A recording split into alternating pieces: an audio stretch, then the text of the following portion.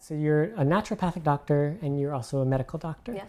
I'm curious about your journey to get there and also just what that means for your potential patients. Absolutely. Yeah. So I graduated as a medical doctor from University in Colombia in South America. After working for a little while there, I came to Canada to start, family and a new life. Mm-hmm.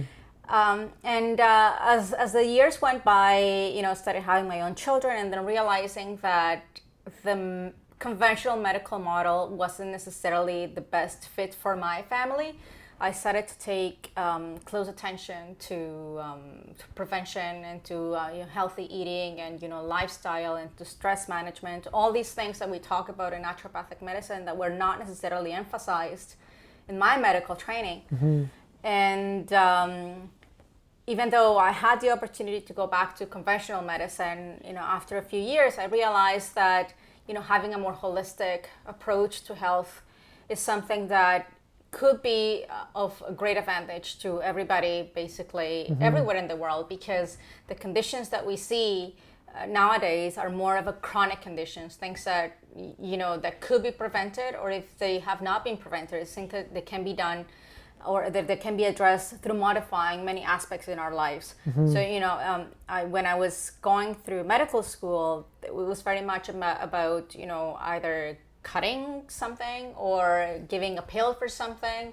That approach didn't resonate with me so much. So I thought that there could be more to medicine, like to establishing a stronger relationship with patients, and that's why I entered naturopathic medicine. Earlier you were telling me that for some health issues, you, as a naturopathic doctor, you like to work with the patient's medical doctor. Yes. So in this case, you are both. Yes. Do you think it's still beneficial that you have this conventional medicine background? Absolutely. And I think the one advantage that I have having the conventional training as well is that I can take a look at any presenting issue from that side as well. So I could sort of explain to patients, this might be what the medical doctor would suggest, or in some situations I found myself actually explaining to patients why it was that the medical doctor prescribed X, Y, or Z when they were not giving the information at the time. So the education piece is coming in really handy. I've already sort of established some relationships with medical doctors just because they know that they can speak to me at kind of the same level. So, and that is, that's really advantageous for patients as well, because they don't feel, they feel that there's some more open communication between the two practitioners that are seeing them. I see myself as the bridge between, the natural things that they're doing and the conventional sort of aspect that they're seeking as well. So so it's coming in handy. As a naturopathic doctor, obviously you can help people with many different issues. What sorts of issues do you like working with, or do you excel at working with? I like working with women in the later stages of life. So women that are going potentially through perimenopause, through menopause. I like working with older adults as well, because I think you can have a great impact on their quality of life.